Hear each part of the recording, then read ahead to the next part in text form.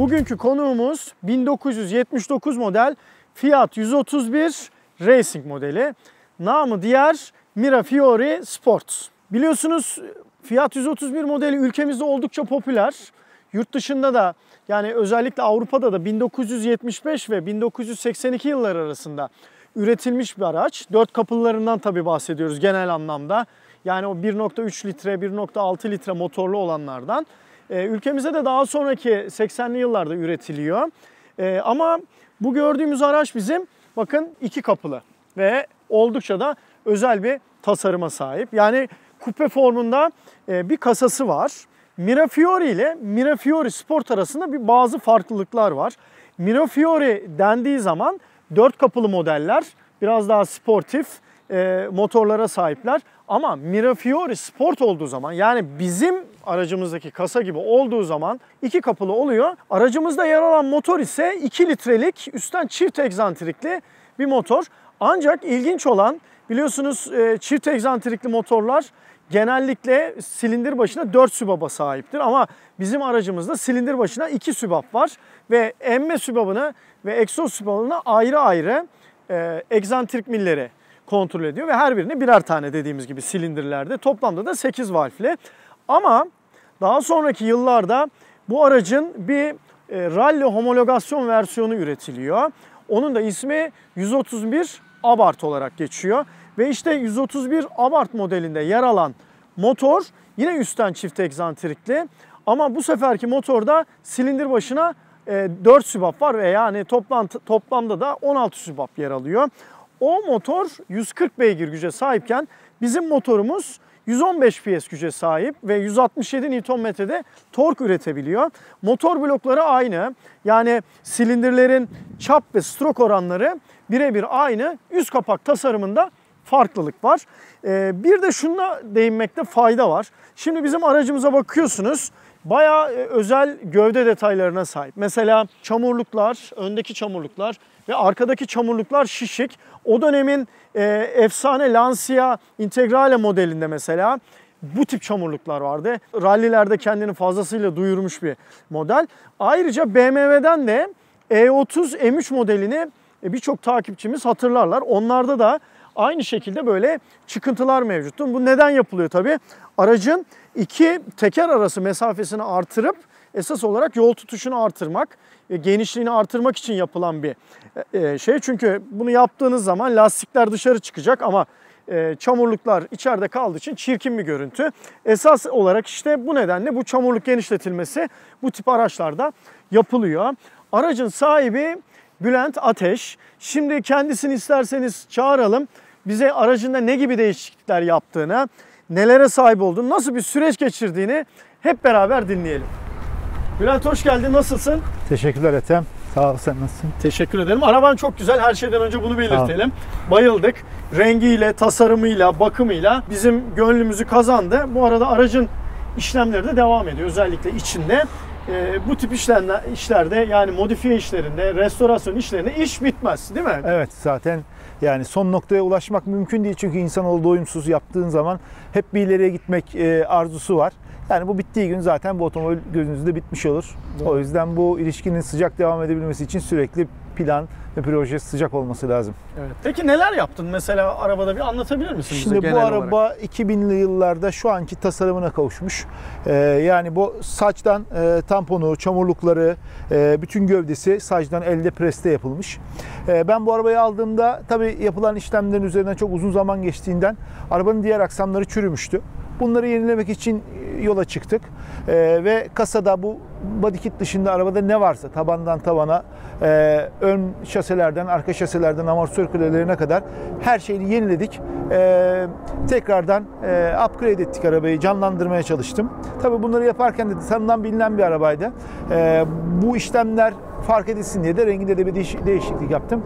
Kırmızıya dönüş yaptım. Önceden siyah renkli galiba, değil mi? Yani bu görüntü varken araba siyahtı. Peki mesela şöyle söyleyelim, gelecek planların var mı bu araçla ilgili?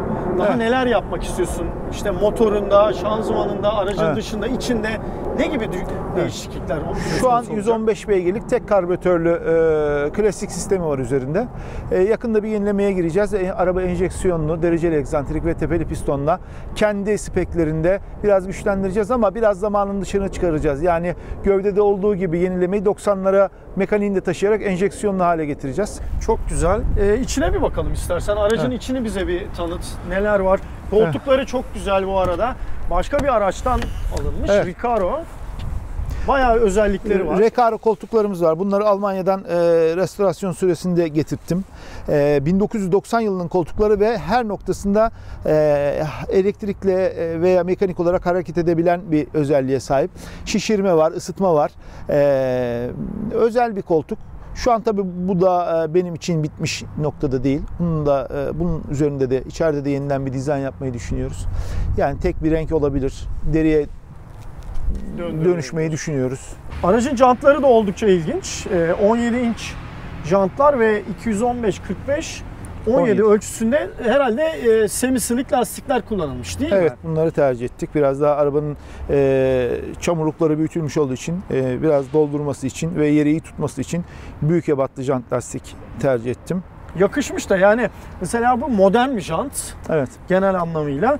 Ama aracın tasarımının 1970'li yılların tasarımı esas olarak olduğu düşünülürse arada çok büyük bir makas var. Yani burada 30-35 yıldan bahsetmemize rağmen ben açıkçası bu jantları bu araca yakıştırdım. Öyle kel alaka bir duruş olmamış. Gayet de hoş durmuş. Gerek ölçüsüyle, gerek lastiğinin ebatlarıyla bayağı şık duruyor. Mesela dış detaylara baktığımız zaman aynalara bakın ne kadar ufak ama aracın geneline gerçekten uymuş. Evet. Çok da şık duruyor.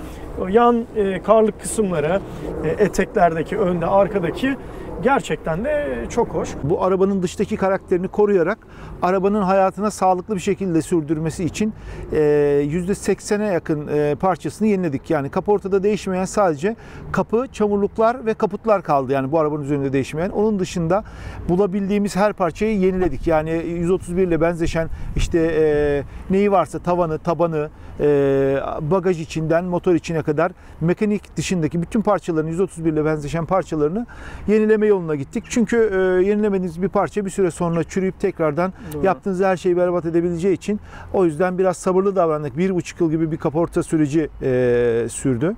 Toplam restorasyon 3,5 yıl sürdü. Uzun bir süreçti. Ama arabada aşağı yukarı şu an dışarıdan gördüğünüz her şey yeni. Üzerine takılabilen, vidalanan her şeyi değiştirmeye çalıştım. Hem güncelliğini koruması açısından hem de eski parçaların görüntüyü kirletmemesi açısından. Benim mesela bu kasalarda hoşuma giden detaylardan bir tanesi bu stopların arasındaki Fiat 131 yazısı ve de yine bu araca özel, bu aracın karakteristik özelliklerinden bir tanesi olan Mirafiori Sport yazısı. Gerçekten de aracın farklılığını fazlasıyla vurguluyor. Tam orada hemen bir parantez açalım istiyorum. Tabii ki. Şimdi bizim ülkemizde 131 İtalyan 131'leri hep Mirafiori adıyla biliniyor. Aslında Mirafiori bu 131'in üretildiği İtalya'daki fabrikanın olduğu kasabanın adı. Açılımına da bakarsak sihirli çiçek yani Miracle Flower İtalyanca'da da Mirafiori anlamında kullanılıyor. Aracın yani bu tek kapılı kupe tipindeki kasanın bir özelliği de bu karakteristik C sütunu. Çizgili plastik güzel formlu bir malzeme kullanılmış. O dönemin önemli araçlarından bir tanesi olduğunu söylemek fazlasıyla mümkün. Ülkemizde de çok seviliyor. Neredeyse 40-50 yıllık bir jenerasyonda diyebiliriz ki herkesin iyi kötü bir anısı olabilir bu tip bir araçla. Yani tabii tek kapılısından bahsetmiyoruz ama Murat 131, Fiat 131 artık çeşitli kasalarıyla, isimleriyle taksi olarak binmiş olabilirsiniz. Mesela benim halamda vardı ve fıstık yeşiliydi. Aynı böyle bir kasaydı. 4 kapılısıydı. 1,3 litre bir motoru vardı. Yani hepimizin böyle bir anısı bu araçla bulunuyor. Bu açıdan gerçekten güzel, nostaljik dakikalar yaşattı bize. Çok da beğendik. Bülent istersen şimdi aracın kullanımına geçelim. Bir bakalım sürüşü nasıl, konforu nasıl genel olarak, yani konfor beklentimiz tabii ki de çok yok. Ama gel istersen şimdi bir de onu değerlendirelim. Tabii.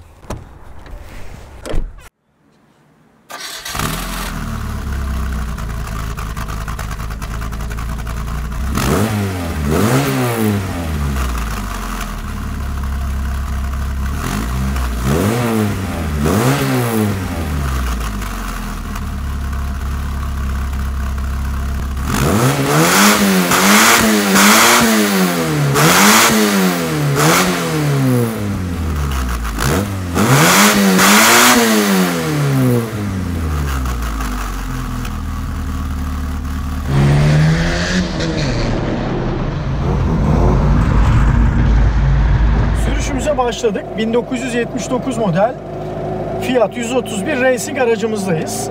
Şimdi aracımızın sahibi Bülent Bey direksiyonda. Son derece zevkli. Fiat'ın kendi tasarımcıların bile beğenebileceği özel detaylar mevcut. O yüzden bizim çok hoşumuza gitti ve çok zevkli yapılmış. Kendisine bu açıdan tebrik etmek istiyoruz. Bu aracın üzerinde kendi motoru var. Aynı motorun farklı, daha güçlü bir versiyonu Abarth 131 modelinde de kullanılmış. Evet. Değil mi? Farkları var mı mesela? Beslemeleri farklı. Stradale dedikleri modelde bunun 40 milimetrelik karbüratörlü, çift karbüratörlü, Weber karbüratörlü modeli mevcut. Onunla 140 beygir ve tepeli pistonla 140 beygir güç alıyor. Mesela Abarth 131'in bildiğim kadarıyla Evet. rally versiyonu 220 beygir gücünde. Onlar enjeksiyon sistemli, daha güçlü arabalar. Sonuçta yarış için hazırlanmış, daha ileri speklerde olan araçlar. Oldukça ilginç bir araç. Zaten bizim gövde kitimiz de araç tasarlanırken işte çamurlukları, tamponları, çeşitli aksamları Abarth 131 modelinden esinlenilerek yapılmış. Arabanın sürüşü de çok güzel, hoşuma gitti. Biz hızlı bir şekilde de kullandık bu arabayı. Yani bir sıkılığı var, o açıdan güzel.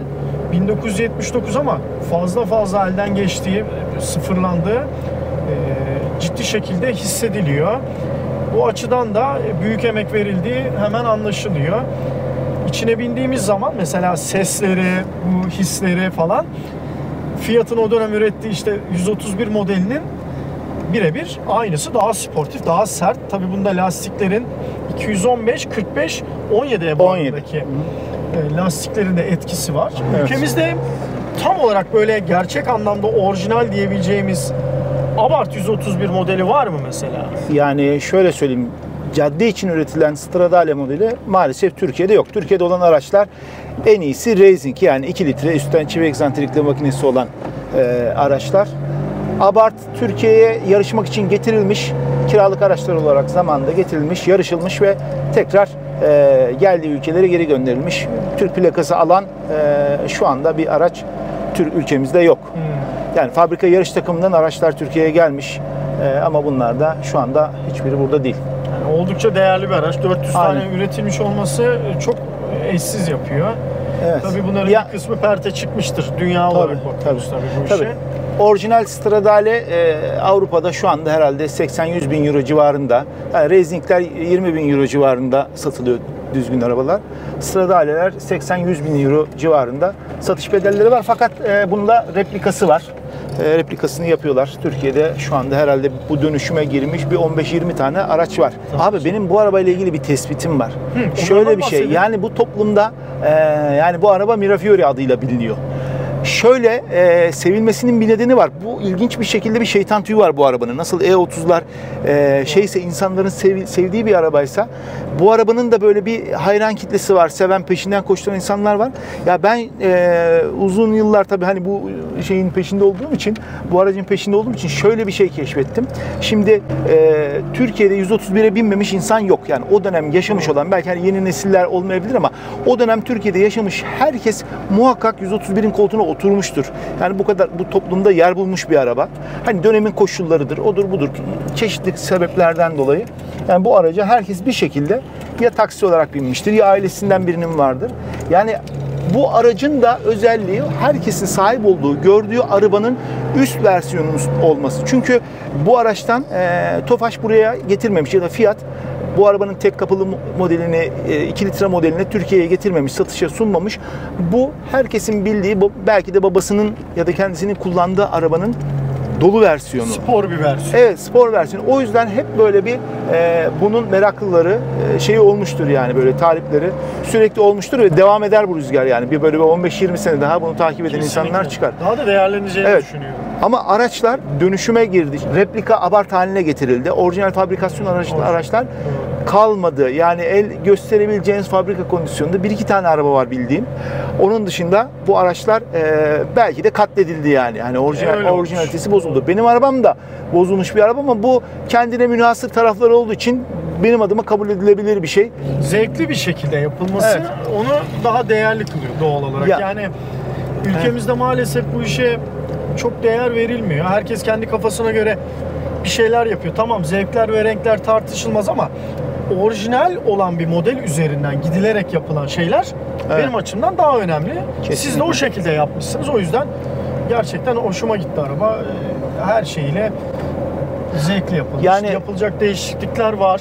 Evet. İçinde dışında hala da devam ediyor. Tabii bu proje bittiği zaman zaten işin heyecanı kaçmış demektir yani. Ben öyle inanıyorum. Doğru. Bu arabanın hiç bitmemesi lazım ki aranızdaki aşk bağı devam etsin yani. Ben onun için bir şeyler yapmak zorunda hissettiğim sürece bu araba benim için canlı. Eğer bu araba bitti desem, ben bunu rafa kaldırıyorum, tamam yapılabilecek son noktaya geldim desem zaten bu ilişki bitmiş demektir yani.